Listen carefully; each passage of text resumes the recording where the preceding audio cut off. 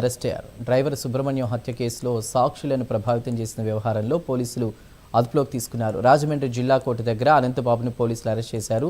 రాజమండ్రి జిల్లా ప్రధాన న్యాయమూర్తి కోర్టులో విచారణకు ఎమ్మెల్సీ అనంతబాబు, ఆయన సతీమణి లక్ష్మీదుర్గా హాజరయ్యారు. అనంతబాబు బెయిల్ రద్దు పిటిషన్పై విచారణ జరిగింది. విచారణ సోమవారానికి వాయిదా వేసింది కోర్టు. ఇక కోర్టు నుంచి బయటకు రాగానే అనంతబాబును పోలీసులు అరెస్ట్ చేశారు. దళిత యువకుడు వీధి సుబ్రహ్మణ్యాన్ని అతి కిరాతకంగా హత్య చేసి డోర్ డెలివరీ చేశారనే నేరాపణం మీద అనంతబాబు అతని భార్య లక్ష్మీదుర్గ గారు విచారణ ఎదుర్కొంటున్నారు.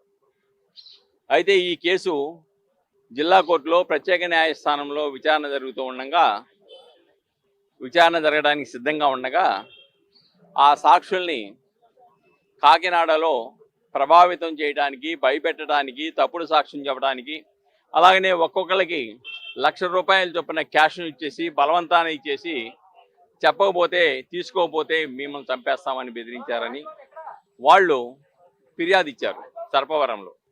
వాళ్ళ నలుగురు దగ్గర నుంచి కూడా ₹4,00,000 పోలీసు వాళ్ళు స్వాధీనం చేసుకున్నారు. అలానే ఎవరైతే ఇది పరిష్కారం చేసి సాక్షులను ప్రభావితం చేయాలన్నారో ఆయన కూడా 4వ ముద్దాయి.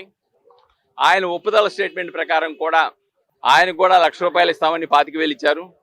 ఆ 25,000 కూడా ఒప్పుదల స్టేట్మెంట్ ప్రకారం 25,000 కూడా స్వాధీనం చేసుకున్నారు. ఇదంతా అయిన తర్వాత అనంతబాబు గారిని A1 మొదటి ముద్దాయిగా పెట్టి మరొక 4 మీద కేసు నమోదు చేశారు. ఆ కేసు నమోదు చేసి దాని మీద అరెస్ట్ చేయడానికి వెళ్తే ఆయన పారిపోయాడు. తర్వాత ఈరోజు వీధి సుబ్రహ్మణ్యం కేసు ఏదైతే ఉందో అది ఇక్కడ విచారణ జరుగుతోంది. ఈ విచారణలో ఈయన దొడ్డిదారిని వచ్చాడు. వచ్చిన తర్వాత వాయిదా పడిపోయింది.